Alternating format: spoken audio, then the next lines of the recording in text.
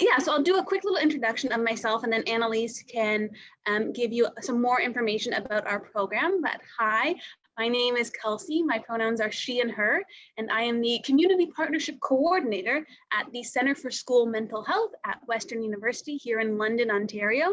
And I am one of the facilitators of our Healthy Relationships program for LGBTQ2S Youth. Annalise? I am Annalise. I'm a little out of breath because I just went up a bunch of flights of stairs with a dog. I am a project coordinator at the same place as Kelsey at CSMH, at the Center for School Mental Health at Western. And I work specifically on the Healthy Relationships program for LGBTQ2S Youth.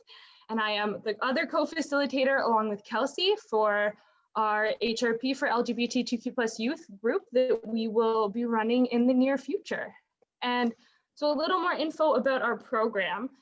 So we have this curriculum that we made for LGBTQ2S youth that focuses on affirming and celebrating identities. Oh, my pronouns are she, her, a little distracted. So we have this curriculum that's focused on celebrating and affirming identities and talking and learning about building healthy relationships and healthy communities, and learning how to kind of talk about our rights and responsibilities and build some coping strategies and topics like that. So we are actually going to be running a group on Tuesdays from 3:30 to 5, and we'll put our emails in the chat so you can email us if you want to sign up for it. It's going to be starting in the next couple weeks or so when we get some more youth interested. So we'll be running this curriculum and we're going to do an activity from it today. But the group's going to be about a bit more than that. So we're not just going to be doing these lesson plans every single day. We're going to kind of base it on what people are feeling for that day. If we need to talk about a different topic than what we had scheduled, or we just need to hang out and play some games and just kind of get to know each other a bit more. So it's going to be a safe space for people to hang out virtually. It is going to be on Zoom to build community, to meet new people, and to learn a little more about coping and building healthy relationships. All right, so we are going to run a quick little activity. So I'm going to share my screen quickly, and we're going to use the annotate feature so you guys can type onto the screen. I just need to quickly share this. Sorry, just give me 1 second.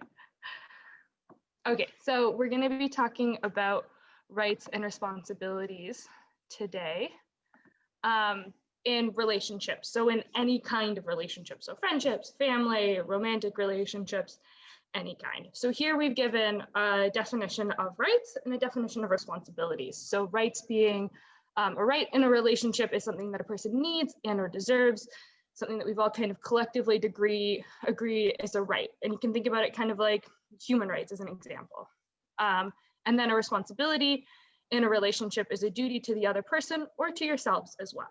So if you have any other definitions, we'll give about a minute that you want to add to this, you can, or you can just practice using the annotate feature very quickly before we move on to our next exercise. So if you go up to the top, there should be a little green bar that says you are viewing Annalise Lepke's screen.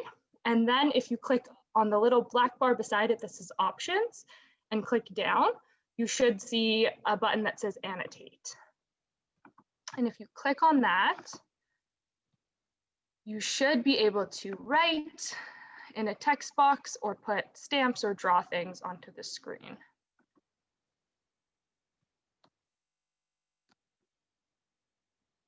So that's what it looks like from my end. Are people able to access this? Awesome, I see some hearts.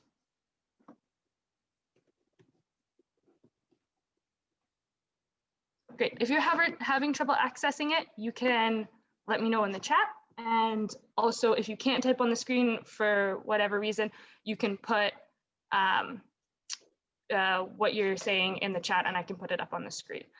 So accessing the annotate feature, which is a feature on Zoom if you go up to the top that lets you write on the screen.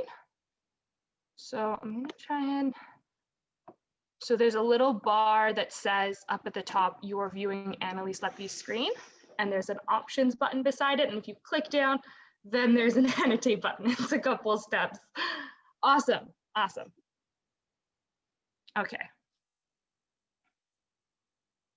So yeah, so that's what we're going to use. So now we're going to go on to, I'm going to clear the screen, and we're going to go on to what are some rights that everyone has in a relationship. So any kind of relationship, friendship, family, romantic relationship, what are some rights that we have in various different types of relationships?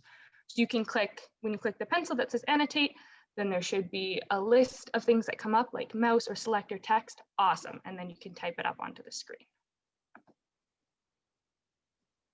So I see to have your identity respected, to feel safe, space. Yeah, that's a good one.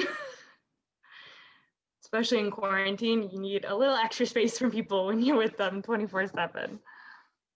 To feel loved, to be you.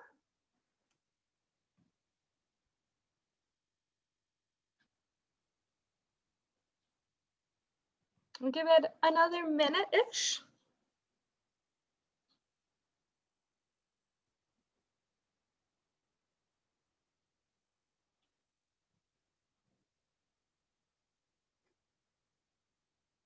So rights in relationship can vary person to person. So depending on what you need to feel like, to feel loved in a relationship. So some people talk about love languages like gifts or quality time together. So that can vary from different people, but there are some rights that are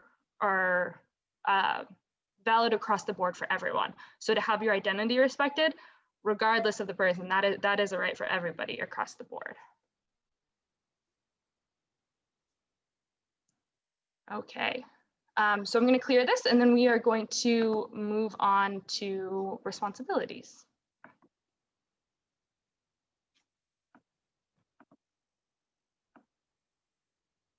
So what are some responsibilities that everyone has when they're in a relationship? So kind of like, what do we owe to the other person, or what do we want to be doing for another person that we're in a relationship with? Again, family or friends, any kind of relationship, to feel like we're giving back. Yeah, to be giving. To ask about their boundaries, that's such a good one.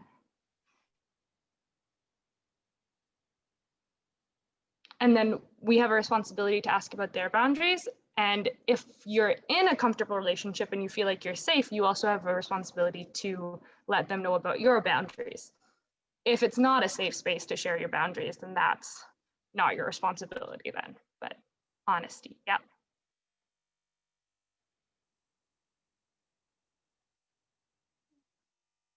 Love, yeah. I like that. And you can show love in so many different ways and in so many different types of relationships. So many different kinds of love. Create an open and safe place for them to be themselves. Yeah. That is very important, to continually affirm people, to affirm their identities and their experiences and their emotions.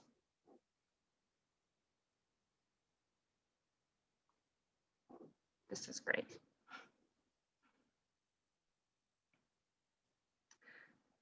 So I'm going to save this, and we're going to move on to a little bit of a discussion question. I think we'll just keep moving. We're about 5 minutes left. So we'll move on to the discussion question, and you can all annotate, do the same thing, and share your thoughts on there. And then we'll stop recording, and we can turn our cameras on if you want. And then we can have like a vocal discussion about the question if you have anything to say. And this is the same rule that we have in our group when we're running the full session. You always have a right to pass. You never have to share. You can always participate in whatever way works for you, whether that's having your camera off or on, whatever works for you. Kelsey, do you want to take this one? Yeah, awesome. Yeah, so we wanted us to sort of, I think it's really important for us to think about what are our own rights, what are our own responsibilities when we're entering in a relationship. But it's more than just, oh, respect and boundaries. I think it's important, these are really big topics, but to think about how does it make us feel? So I wanted to ask you folks, how do we feel when our rights and responsibilities are supported in a relationship?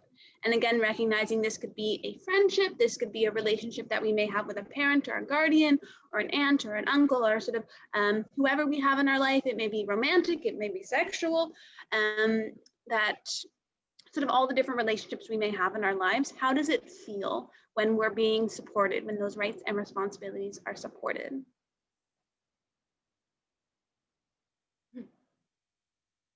So you can share. Again, you can feel free to annotate right on or in the chat.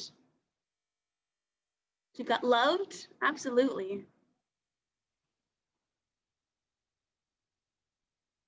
Free, that's a big one, yeah. Free to be yourself and like your true self. I think that's so important. Safe, yeah, that was the one. If I was going to type one in, that would be safe. I think that's so important. Safe, not only physically, but also emotionally and sort of like psychologically, that I don't feel in danger when I'm being, when my rights and responsibilities are being respected. As Annalise mentioned, maybe Annalise, are you able to pull up the flyer? Yes.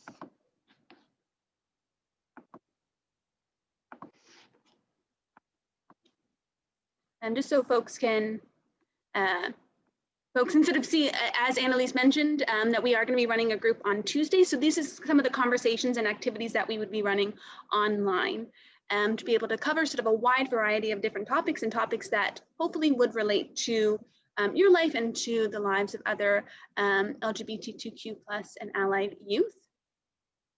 And that, yeah, as you can sort of see that it's going to be happening on Tuesdays from 3:30 to 5. Yeah, so we would love for you, if you are interested, if you're able, to be able to join us and sort of have more conversations, deeper conversations about topics like this. And then I'm sort of noticing in the chat that, I mean, it may be fewer people or a little quieter, but I think sometimes maybe when there's fewer people, we're able to talk a bit more, we're able to learn a bit more from each other. I've learned a lot about Tillsonburg and Port Stanley, learned that I need to step up my paint and writing skills. And so that even in small conversations, they can still be incredibly meaningful. Any final thoughts from you, Annalise? I think you covered a lot of it, Kelsey. Just to take up maybe like an extra minute, just some examples of some of the other sessions that are in the curriculum that we could potentially run if that's what people are interested in. Is we talk about my journey coming out, we talk about mental health, so we talk about our own mental health, but then also helping our friends and how to work on that and how to do that in a safe and healthy way.